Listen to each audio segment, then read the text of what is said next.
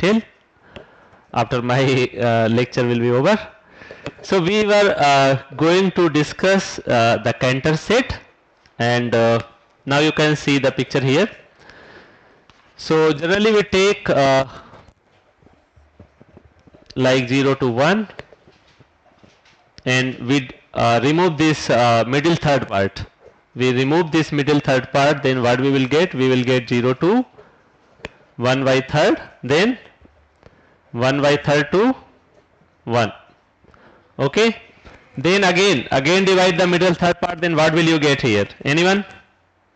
Yes, 0 to 1 by 9, then 2 by 9 to 1 by 3, and this side what will you get? This is 2 by 3, 2 by 3 to 7 by 9, and then 8 by 9 to 1. Okay, so we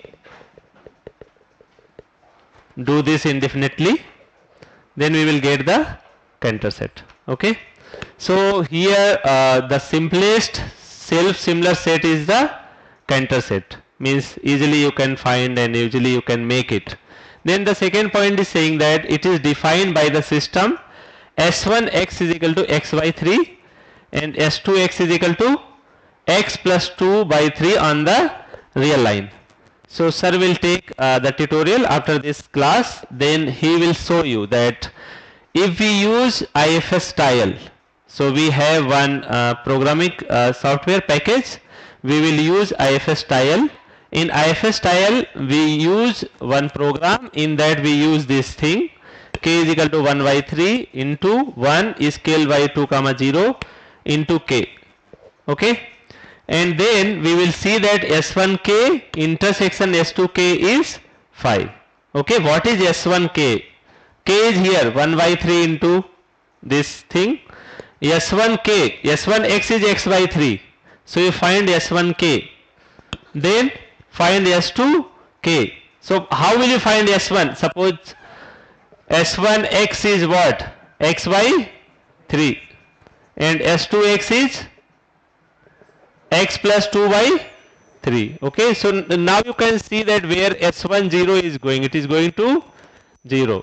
Okay, and like the point is there 1 by 3, 2 by 3, each point you can see where they are going and mapping. So same way you can find S1k, then find S2k, and if you will find the intersection, then you will get the empty set. Then the set k is totally disconnected. So who will tell the meaning of totally disconnected? Anyone in the class who can tell? Anyone can give the example of any totally disconnected set, or any example of connected set? Anyone? What is the definition of totally disconnected set? Yes. So what is the definition of totally disconnected set? If it does not contain any connected subset with more than one point. Clear? So any example of connected or disconnected set? Another example? Set of rational numbers. What can you say set of rational numbers? Disconnected or connected? Set of irrational numbers. And set of integers. Okay, so you got the idea? You got the definition of disconnected set also? Yes? Any doubt in that understanding this thing? Okay, then I will go further.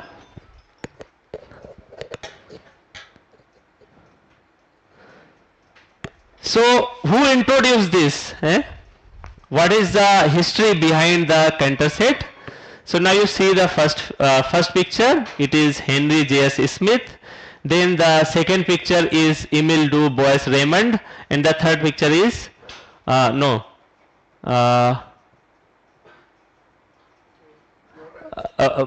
both the pictures for Cantor? I think last one for the Cantor. The last one is for the Cantor. So this set was introduced in 1874 by Henry J.S. Smith in his paper on the integration of discontinuous functions. So you already know what is the meaning of discontinuous function.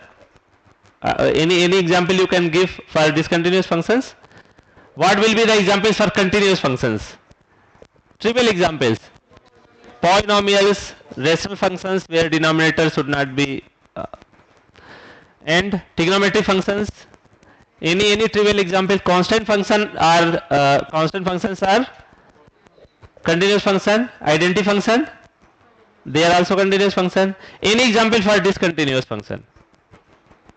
We can piecewisely define and like that. Okay, so you can know the definition of discontinuous function. So in 1874, Henry J.S. Smith wrote the paper Integration of Discontinuous Function, and he introduced this Cantor set. So in the morning session also we were discussing that those things were known, fractals were known, but we were not calling them fractals. Like nowhere differentiable functions were there. It was like Weierstrass function as Takaji function. Okay, but we were not knowing that they will be the fractal objects.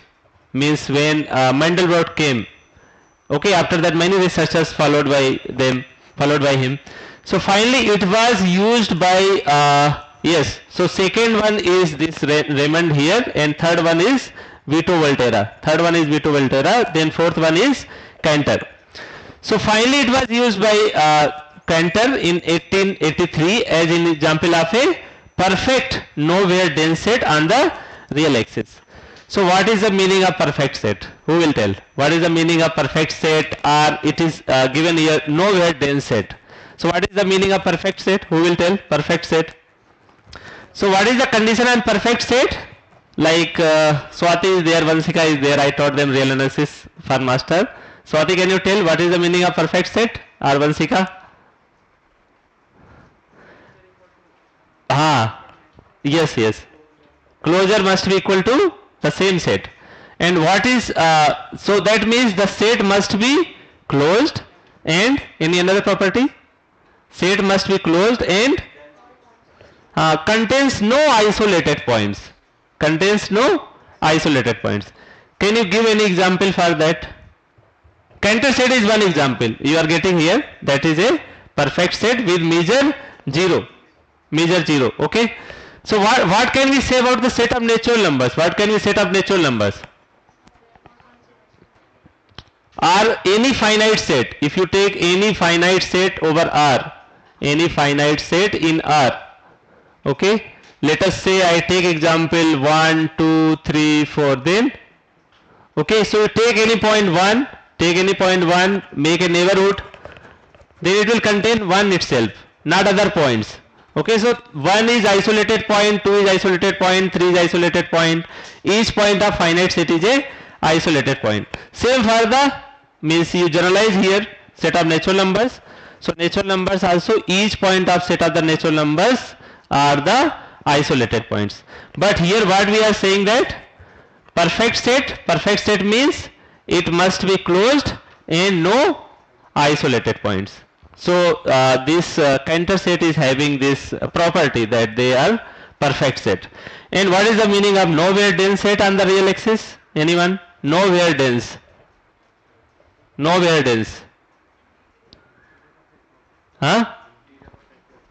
Correct, something like that. Okay, so nowhere dense, it is having the property.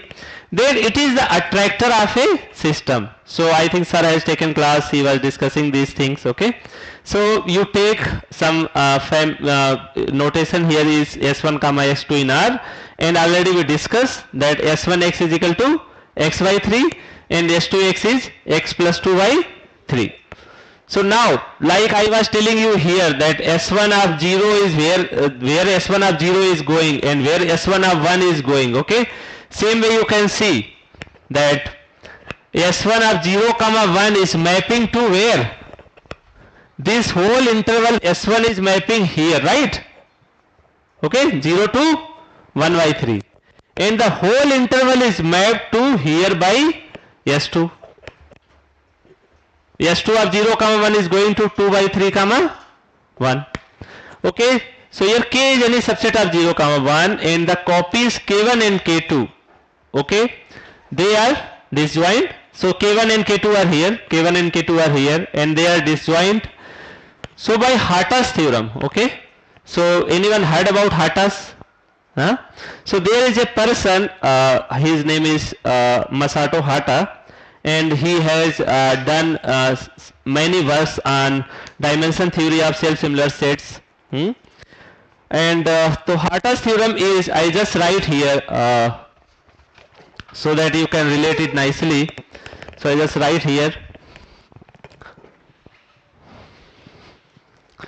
So it's saying that a non-empty compact metric space, a non-empty compact metric space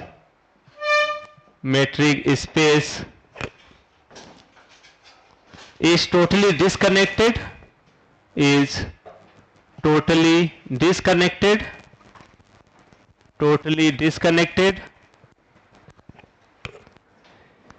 if and only if it can be written as the inverse limit,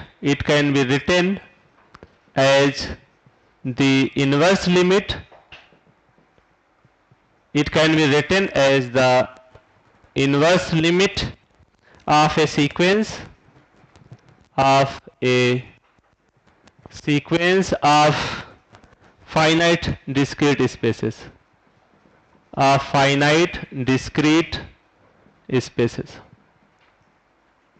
Okay, so as I have written in the last line of my presentation, that you apply the Harta's theorem, then what will you get? The set K will be totally disconnected. Okay, then I move further, one slide further.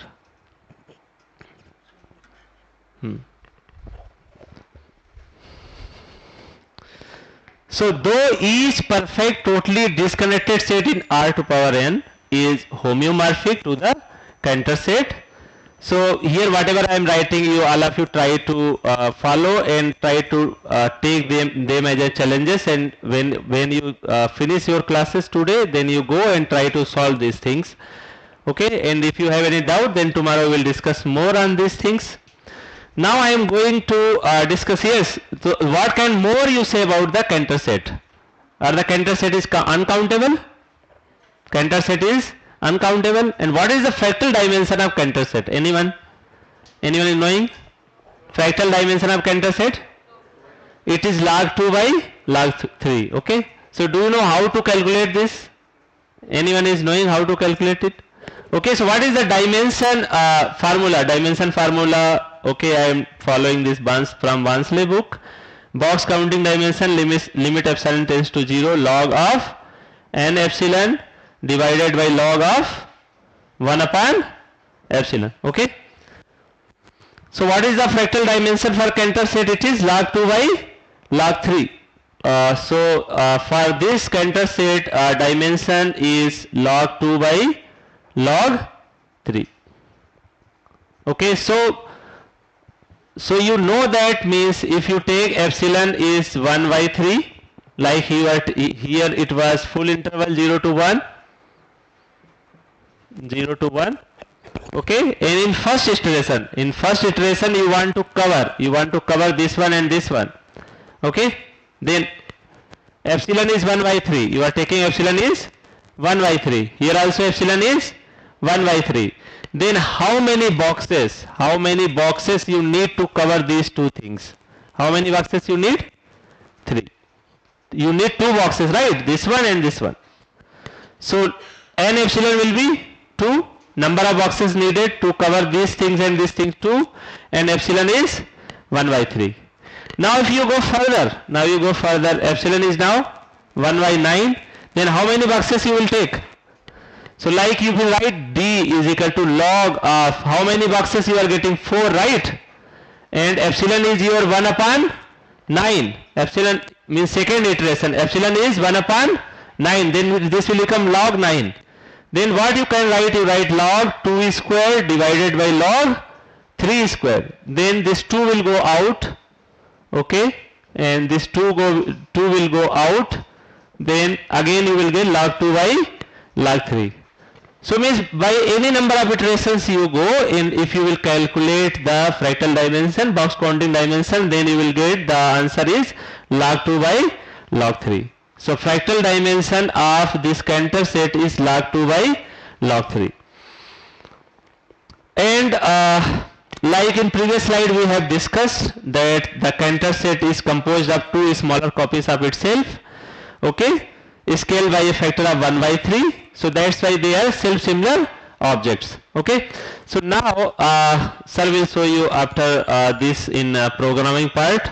Now we are going to see Antoine necklace, and it is the attractor of a system, some system S1, S2, Sn of contracting similarities, and each Sk tending a torus T to a torus Tk subset of T, such that now you can see here, and this is so though this set A is totally disconnected like we have seen for Cantor set, and any loop K that is interlocked with the necklace cannot be continuously shrunk to a point without touching A. So after this my lecture will be over, then we will zoom it and we will rotate it in the programming part, and we will show you that what I want to say here.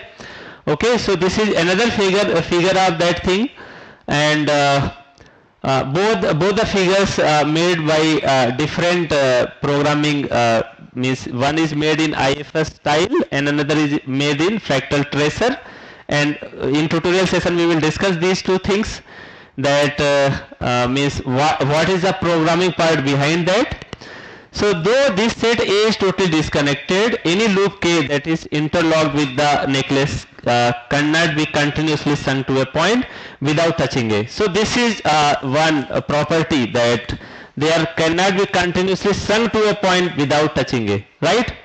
So I just go more further.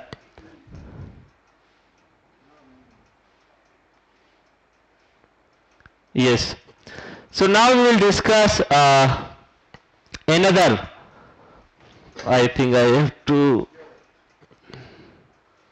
now it is visible, clearly visible? Yes. So like first we have discussed Cantor set, and Cantor set we have discussed all the properties, that that is a perfect set and measure is 0 and it is totally disconnected, uncountable, fractal dimension is log 2 by log 3, and what more? It is having self-similar structure or property.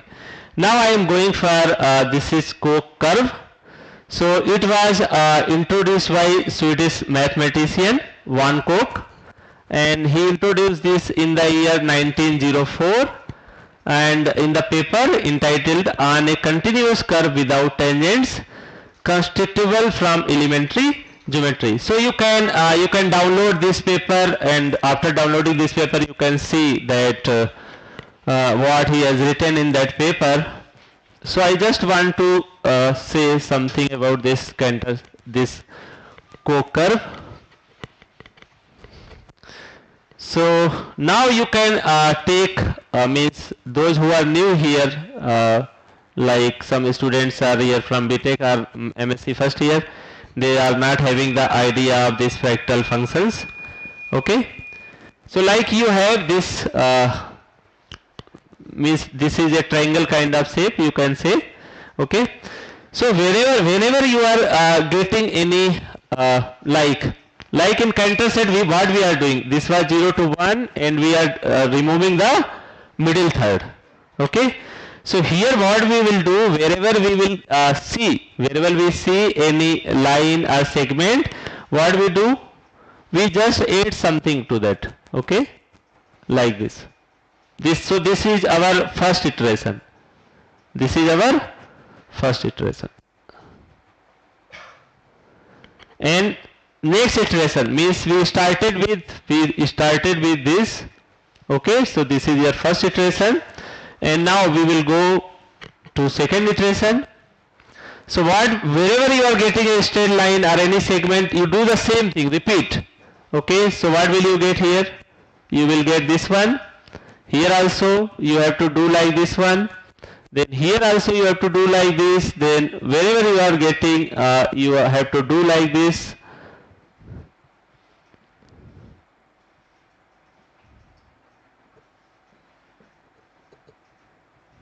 Okay.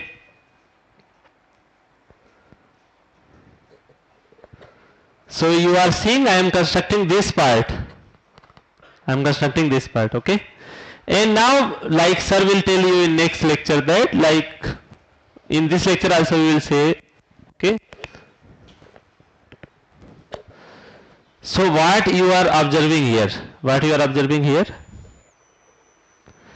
In second iteration, third iteration, the perimeter is increasing, but the curve is enclosing the finite area. Okay, means when they observed this property of fractal objects, then it was a great property, right? Means the perimeter is increasing, it enclosing the finite area. So now you see here, means when you increase the number of iterations, then you will get this type of one Koch curve. And if we will go further,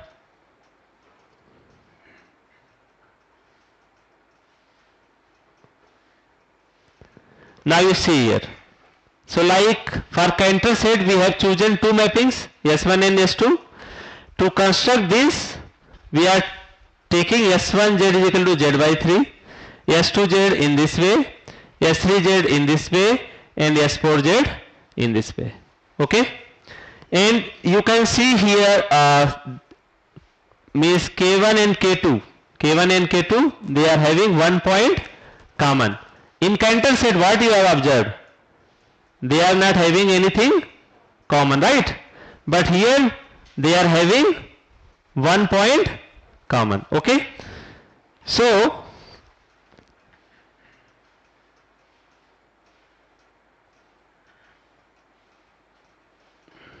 yes, so we can go to another object, and this is Sierpinski gasket, and already you know that how to construct it, and those who are new, for them I can tell them that you take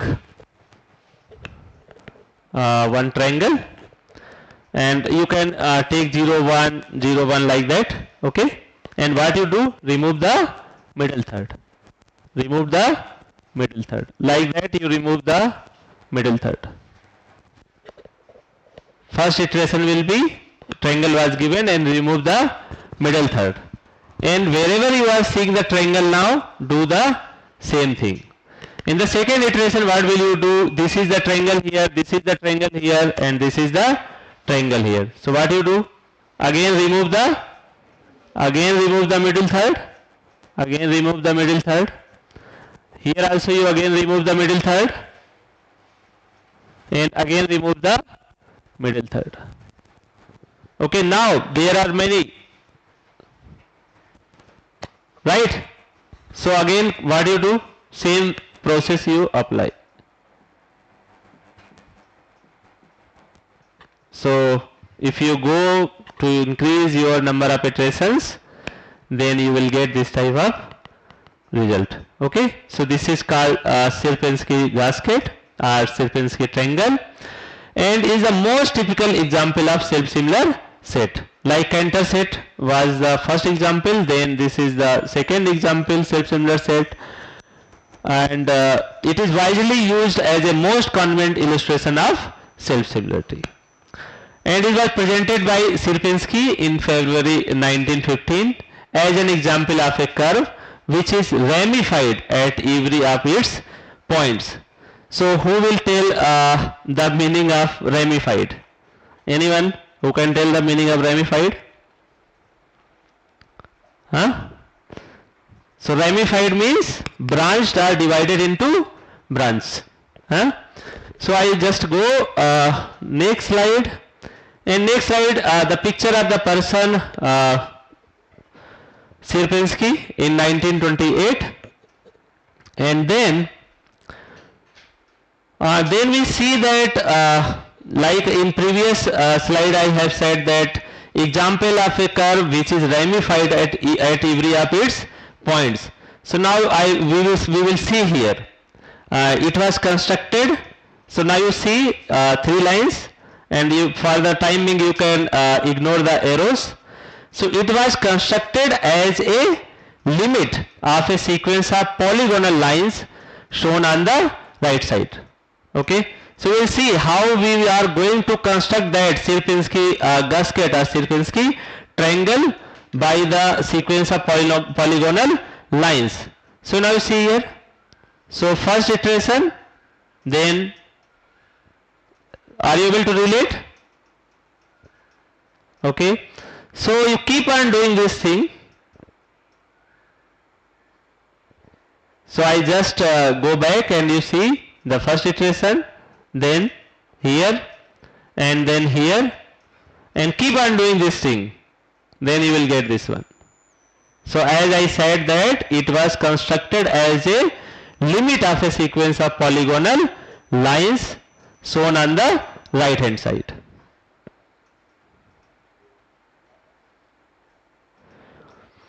So how to choose the mappings here?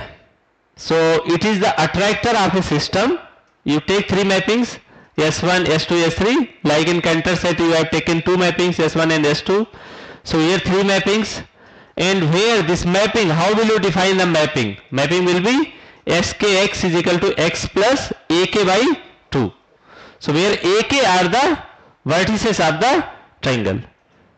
And now if you see here what they are having, like this portion and this portion are having 1 point in intersection, and they are having 1 point in intersection, like here also 1 point in intersection, right? So they are having single intersection property, like in previous figure also. In previous figure 1 Koch curve also they are having single intersection property, because the intersection of the copies ki intersection kj. In this you are seeing the middle point, right? Middle point means if you say if you take 0 to 1 and 0 to 1 here, then this will be the middle point. Okay, but you take any kind of triangle here, you can take any kind of triangle here, then the middle point will be ai plus aj by 2. And the last property causes the topological rigidity of Sierpinski gasket. So any continuous injecting map of Sierpinski gasket to itself is a similarity extending like this Sierpinski gasket. SG means Sierpinski gasket here to one of its copies. Okay. So what is the meaning of this similarity? Anyone is knowing about similarity? Contraction mapping? Contraction mapping? What is contraction mapping? A function f from x to x on a metric space is said to be a contraction mapping if d of f of x comma f of y less than r times d of x comma y, and r must be lying between 0 and 1. And if this less than will become equal to, okay, d of f of x comma f of y equal to r times d of x comma y, where r lies between 0 and 1, then that is a similarity. So now we are going further for the Levy curve, and the Levy curve was first described and analyzed by Ernesto Cizarro in 1906 and George Faber in 1910, but now bears the name of French mathematician Paul Levy. Like in previous also when we were discussing about Cantor set, then before Cantor 3 mathematicians came, and then one mathematician introduced the Cantor, but who was get the name Cantor. So here also the Levy curve was first described and analyzed by Cizarro, and then 1910 by George Faber, but now bears the name of French mathematician Paul Levy, who was the first to describe its self-similarity properties in 1938. So now by this you can see that means someone started in 1906 and someone has added something on 1910, and someone thoroughly done the research in 1938. So now you can see the research gap. So means whenever you are going for PhD, then you don't think that in 1 or 2 years you will be able to do very great work, but you try hard to get your results. So now you see here the Levy curve will look like this, and here we see that three maps here, two maps here. So Levy curve is the attractor of the system. Two mappings we are taking here, S1Z defined in this way and S2Z defined in this way. So Paul Levy proved that this curve tiles the plane. So we will going to learn these things, that how these self-similar objects are tiling, means tiling the plane, and they are filling the space. So for that I just show you one more slide here.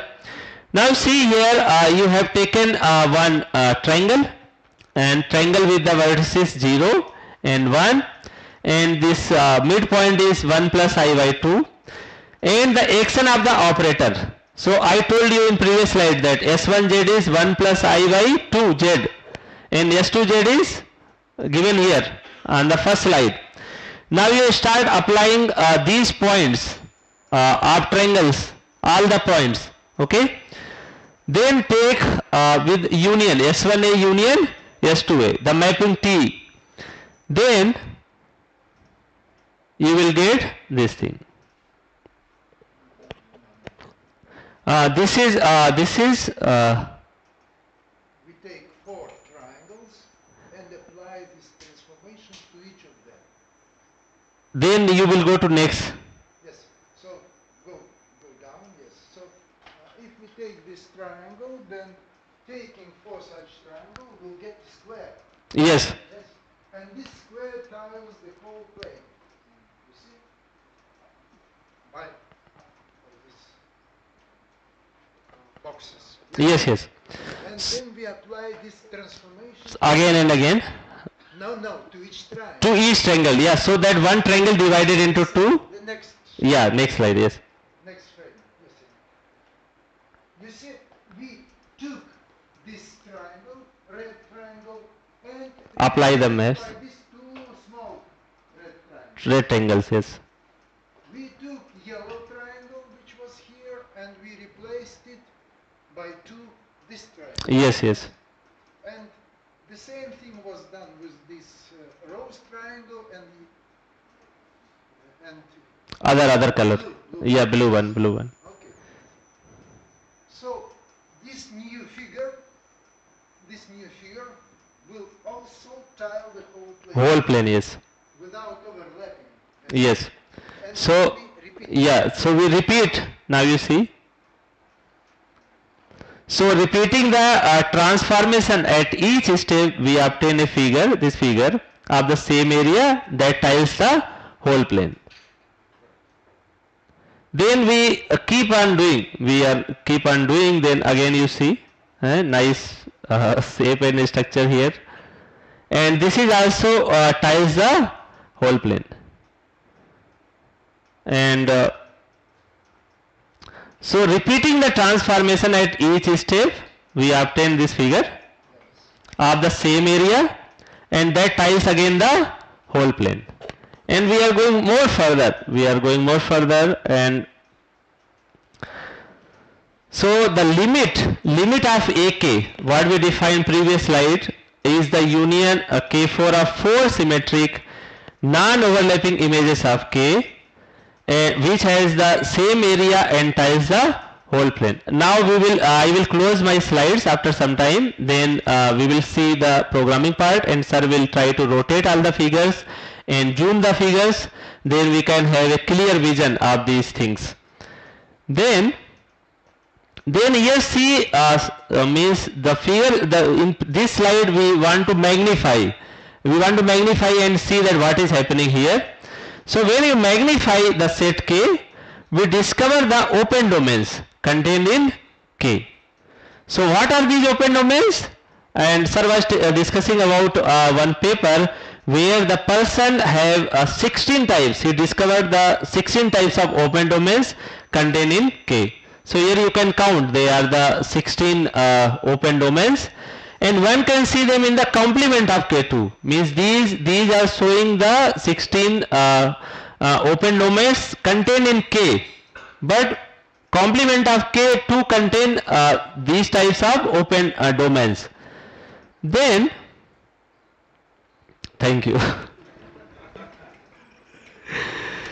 So, sir, now can you come and show the means that how to rotate, and after that we will take break.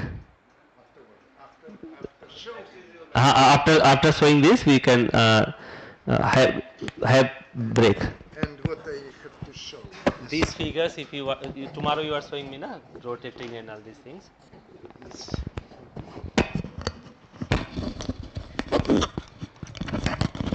Really, I didn't understand what I have to do. You have these figures in your programming. Yes, yes. Oh, okay, Just- okay, yes. Okay. One second.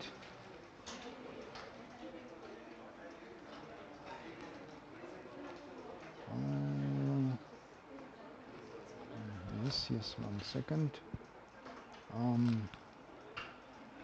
Sorry. Open.